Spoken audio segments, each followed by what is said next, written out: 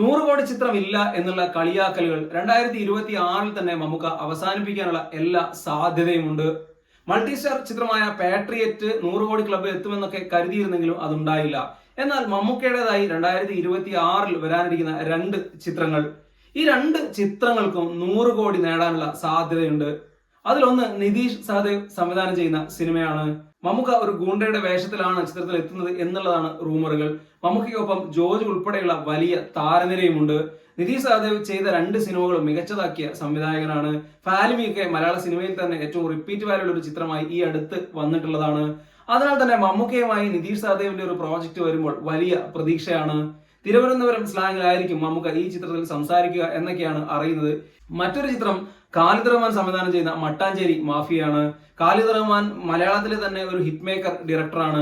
മമ്മൂക്കയ്ക്കൊപ്പം അവസാനം ഒന്നിച്ചപ്പോൾ ഉണ്ടായെന്നൊരു മികച്ച സിനിമയും തന്നിരുന്നു. അതിനാൽ തന്നെ വീണ്ടും ഖാലിദ് റഹ്മാൻ മമ്മൂക്കയ്ക്കൊപ്പം വരുമ്പോൾ വലിയ പ്രതീക്ഷയാണ്.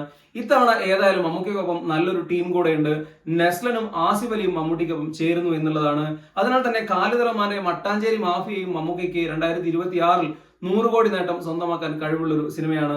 ഈ രണ്ട് ചിത്രങ്ങൾ എന്തായാലും 100 കോടി ക്ലബിൽ എത്തുമെന്നാണ് ആരാധകരെല്ലാം പ്രതീക്ഷിച്ചിരിക്കുന്നത്. ഒരുപാട് കാലങ്ങളായുള്ള 100 കോടി ക്ലബ് കളിയാക്കലുകൾക്ക് മമ്മൂക്ക ഈ വർഷം എന്തായാലും തടയിടട്ടെ.